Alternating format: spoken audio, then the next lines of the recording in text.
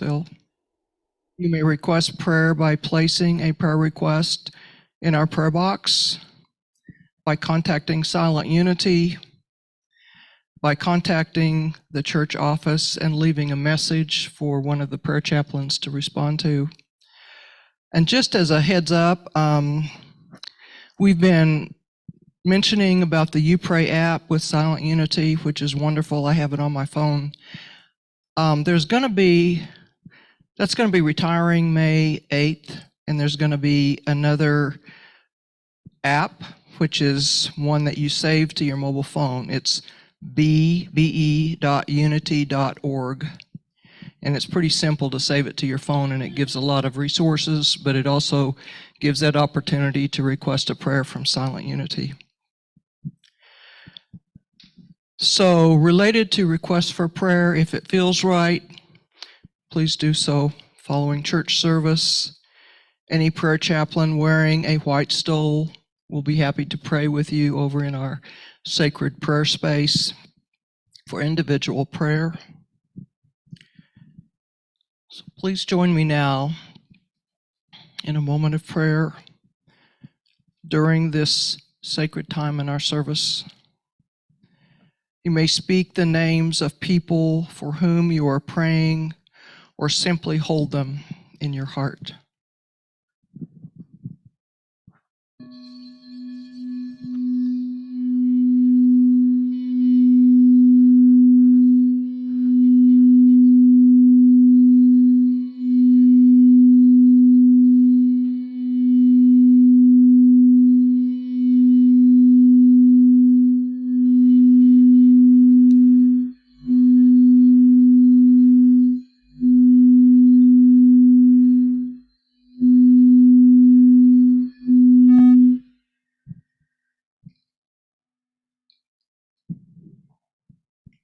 As we release this prayer to the energy of the divine, we know and affirm that all is working for the highest and the best in all conditions.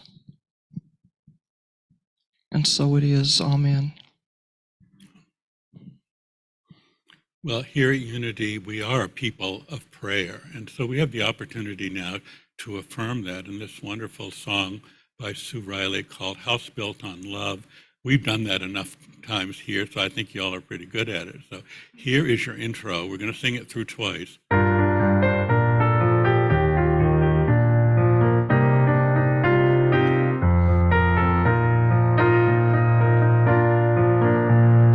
Come, let us gather together.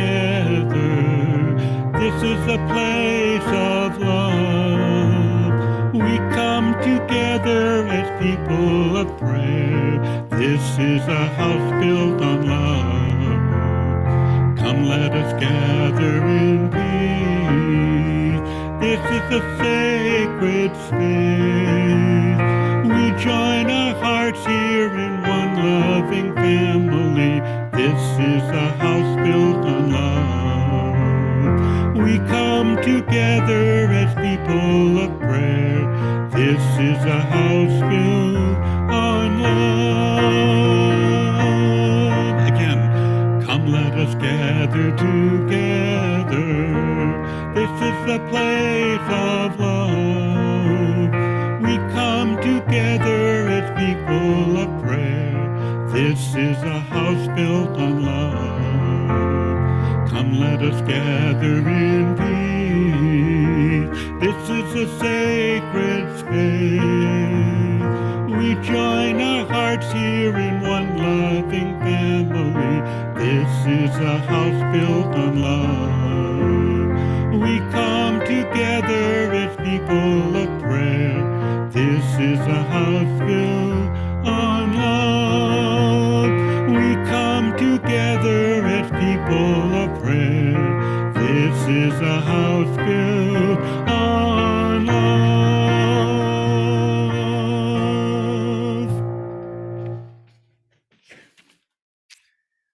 Thank you, Don. Good morning, everyone.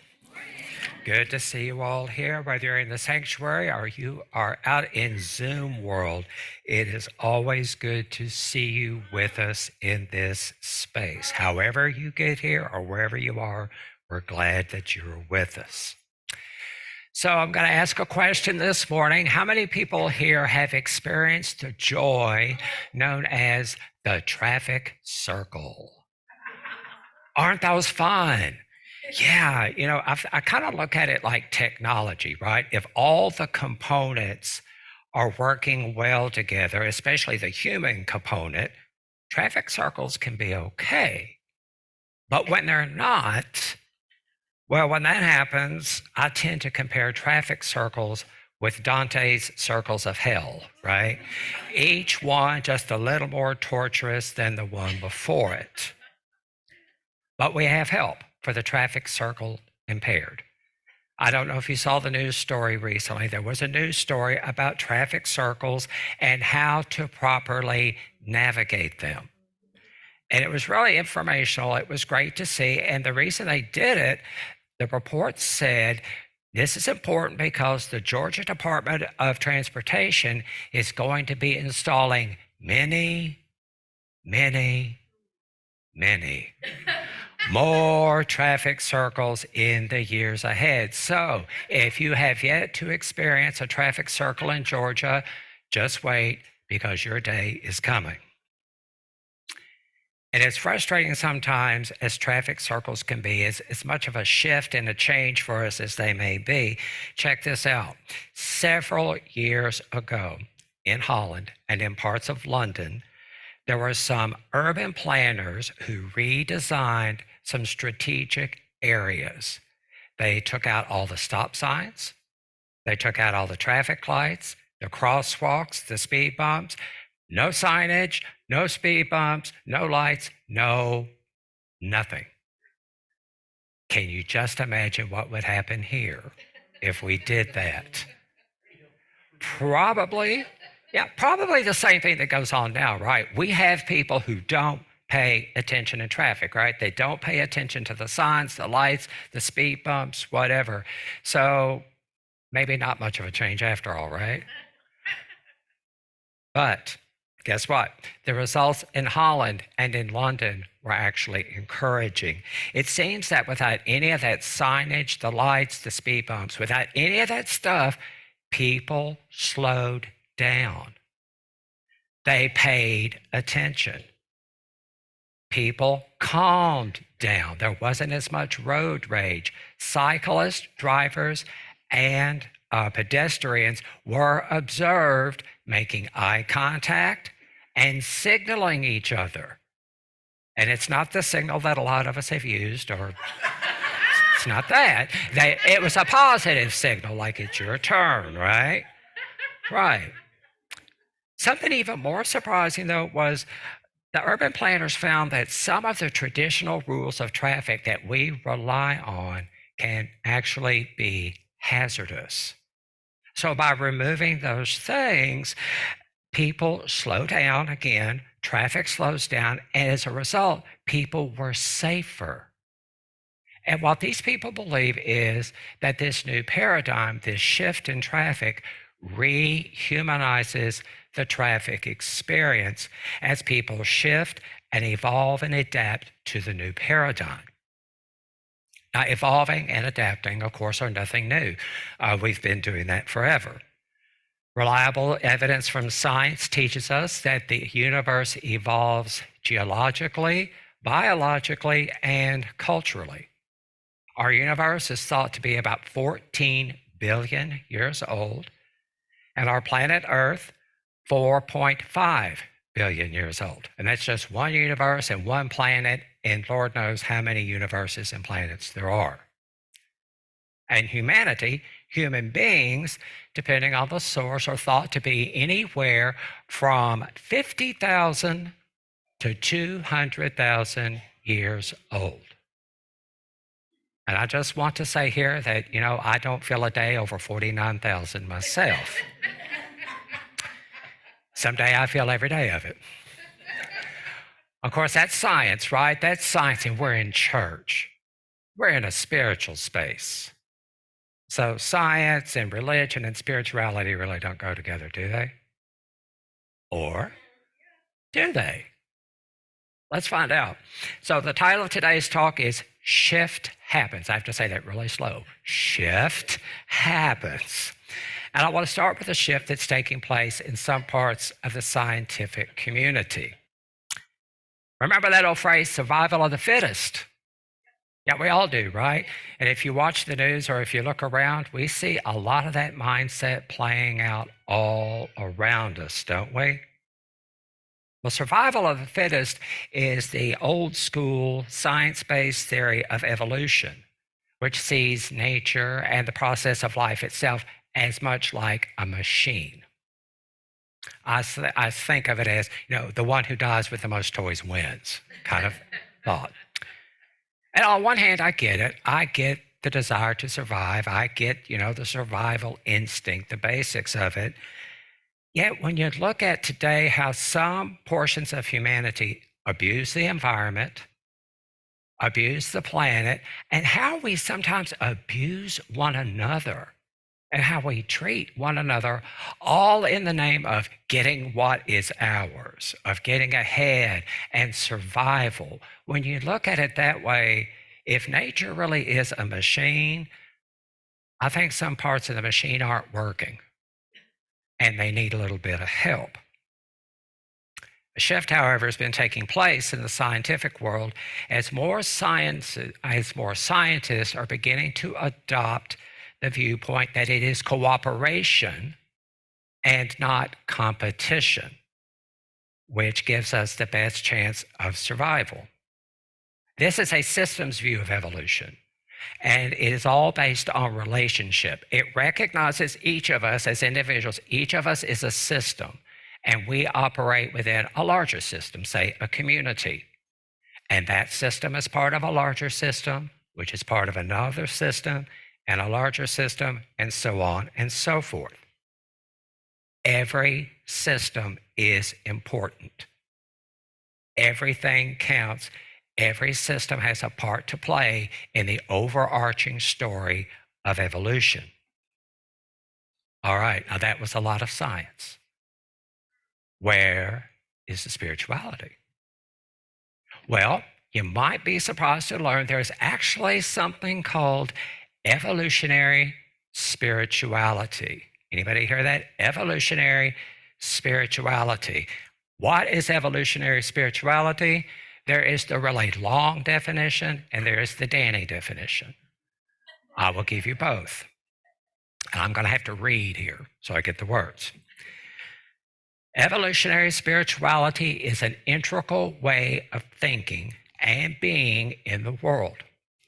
It is grounded in a personal, meaningful experience of the epic of evolution as one's own creation myth, or as one's own cosmological sacred story.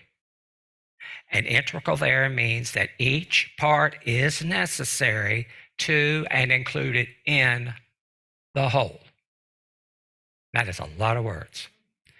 So the Danny definition is evolution spirituality is the processes we take, the paths we take in order to figure out who we are, where we fit, and what is ours to do.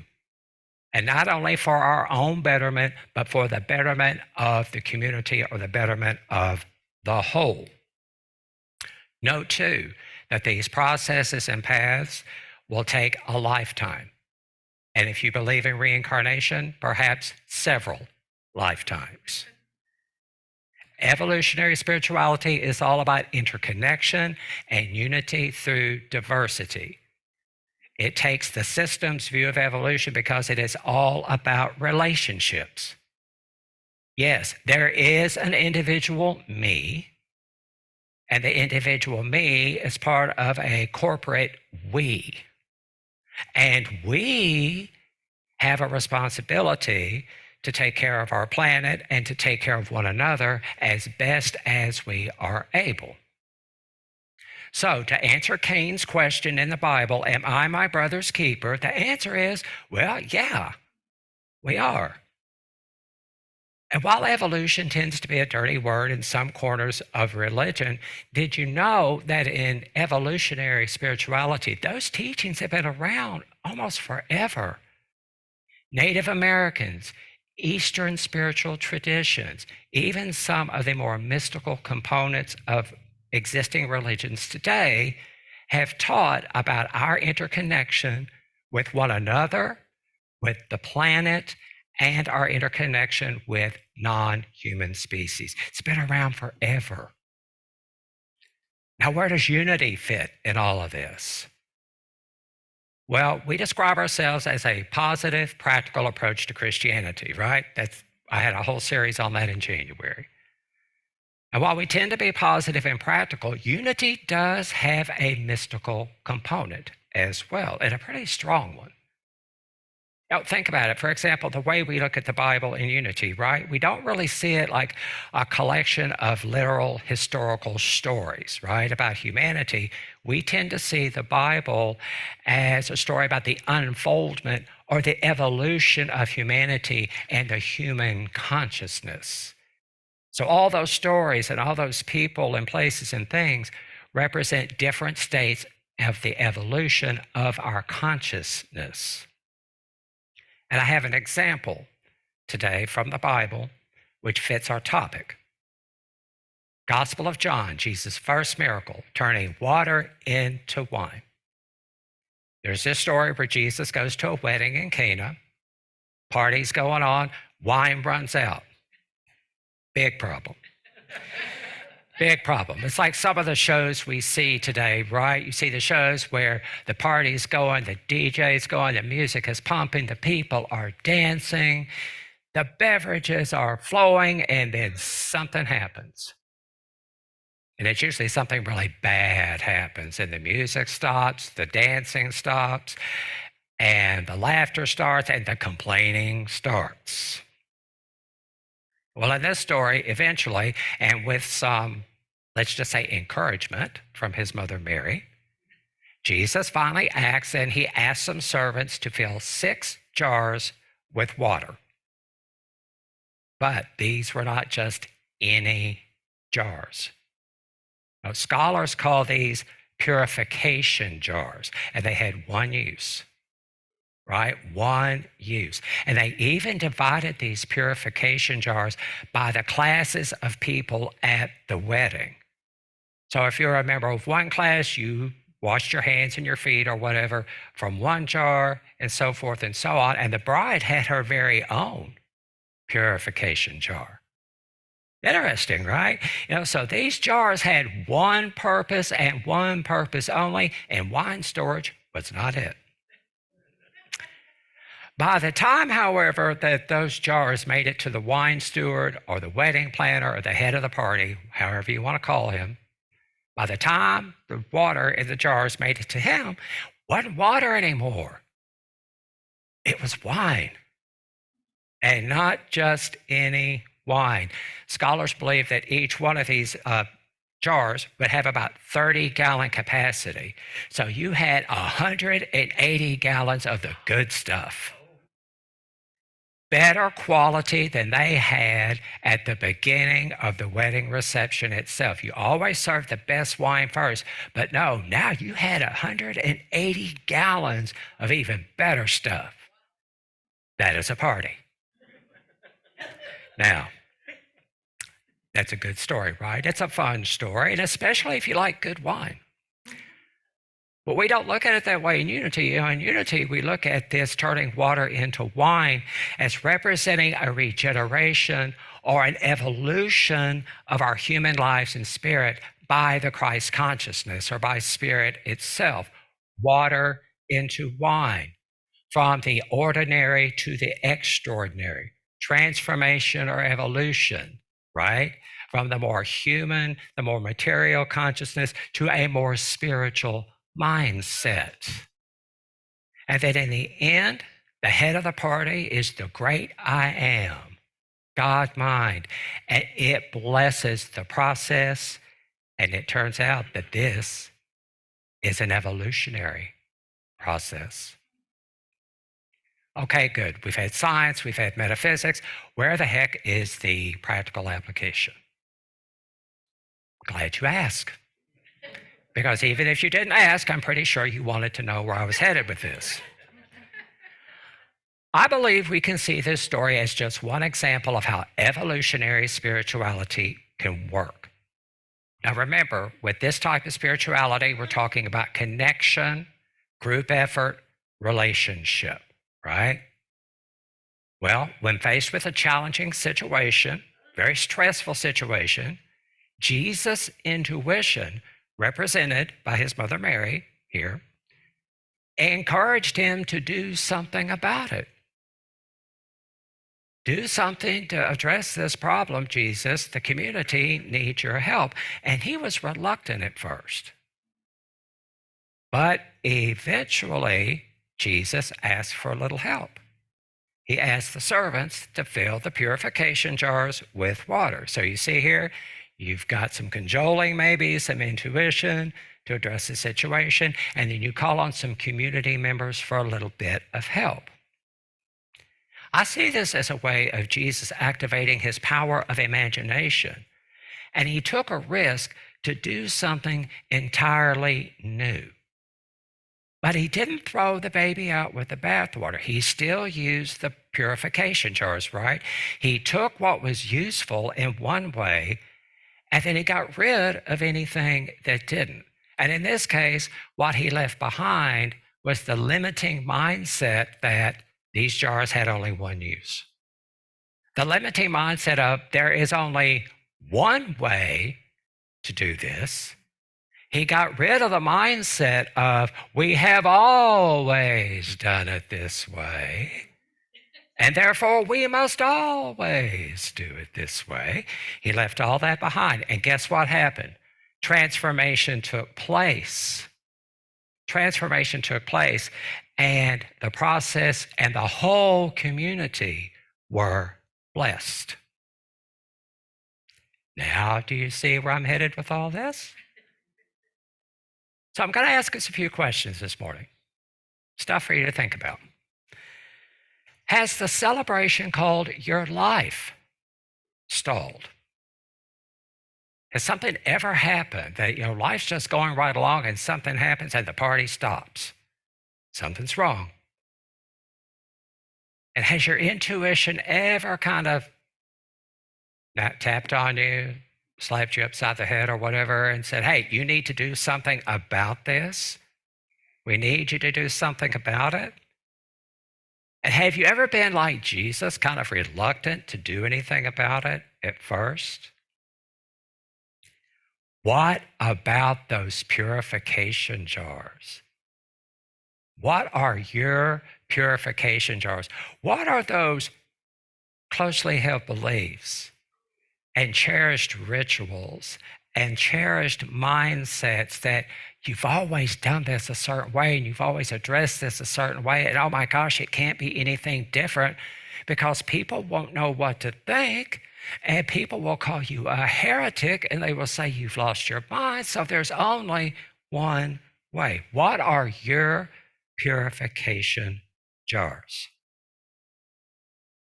Do your purification jars need to be washed out with some water and then perhaps that water transformed or filled, those jars filled with something new, something better? I can't answer any of those questions for you. Way above my pay grade. I can't answer those questions. I can answer it for me. And what I can tell you is that in my life, when I have taken the risk of repurposing my purification jars, and Lord knows I have them, when I've had to repurpose those, even when I've had to break a few of my purification jars, I discovered that there really is an implicit order to what's going on. I discovered that it wasn't as horrible as I thought it would be. Yeah, there was chaos, but there was implicit order in the chaos, which is another concept in evolution. even when I didn't like the process. When I look back on it, I saw there was order. And in unity, we call that order divine order. Now, is the process fun and is it easy? Oh, heck no. Is it worth it? Absolutely. You know, folks, there's an old saying that I think a lot of us might be familiar with here. It's called, sacred cows make holy hamburgers. Right? Oh, a lot of us, we're at that age, we've heard it. Okay. Well, I believe sacred purification jars can make holy mosaics. That is, when we're willing to risk repurposing or even breaking some of our purification jars, whatever those may be, we just might be surprised to learn that something that we thought had only one purpose has now exploded and expanded to unlimited and very exciting possibilities. One more thing, heads up. If you decide to go through with this process, there will be chaos. Trust me. Make no mistake about that. Still, if you trust the process, if you can just trust that somehow, even when you don't see it, that divine order is at work through it all, we just might be able to see that what once looked like a shattered life can be a beautiful mosaic that reflects God's love in a rainbow of color for the entire world to see and to experience and to benefit from. So, anybody need a sledgehammer? God bless you, and so it is.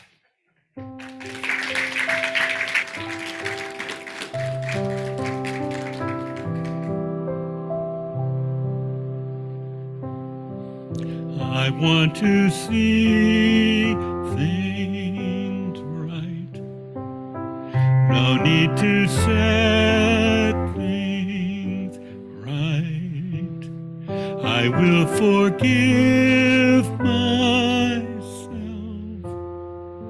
I will see things right. Jesus, brother and way shower, Christ within, revealing the kingdom within me. I want to see things right.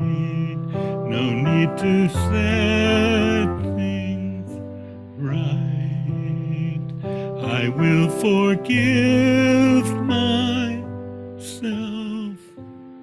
I will see things right.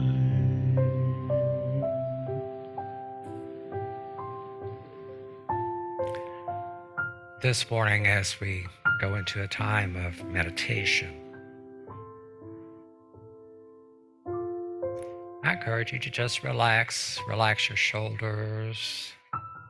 If you're comfortable, close your eyes or hold a soft gaze.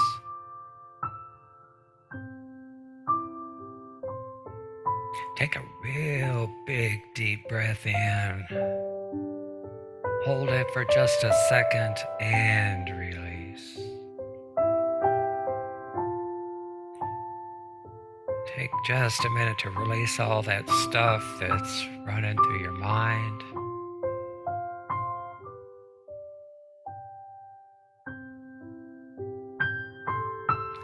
Because now is the only time we have, and right here is the only place we have to be in this moment. Just continue to breathe.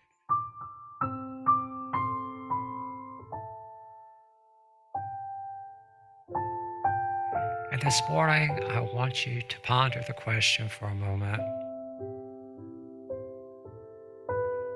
What is my purification jar?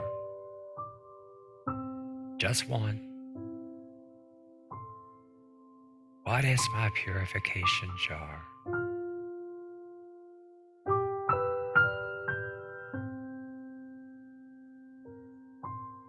And as you consider that, consider, is it still serving me?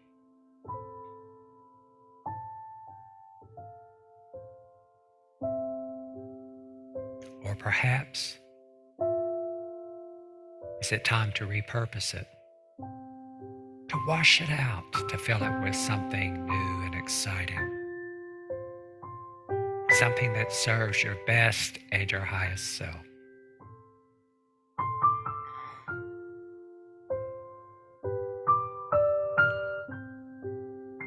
And as you take a deep breath in and release, I encourage you to release your fear. If there is any fear, release it, knowing that there is indeed order. There is divine order in whatever chaos we face.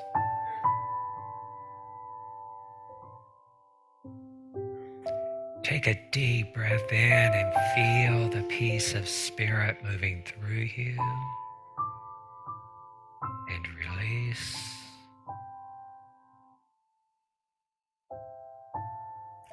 Know this truth and allow it to comfort you. You are a beautiful mosaic, reflecting the light of God to the entire world.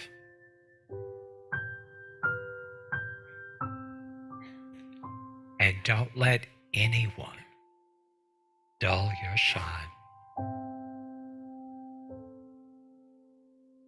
And so it is, and so we allow it to be. Amen.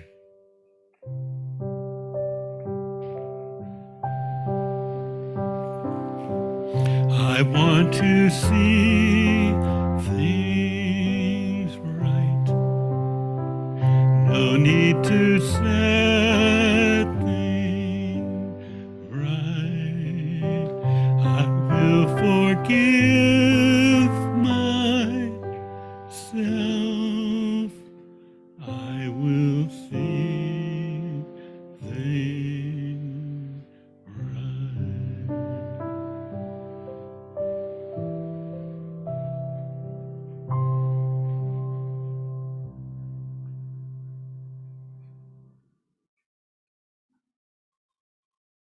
Am I on? Okay, there I am. Very good. All right. Thank you, Don, and thank you, Reverend Danny, for very insightful. And I'm never going to think of jars the same way again.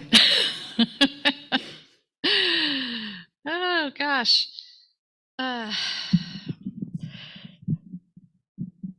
So if there is anybody here for the first time, we'd like to welcome you by maybe just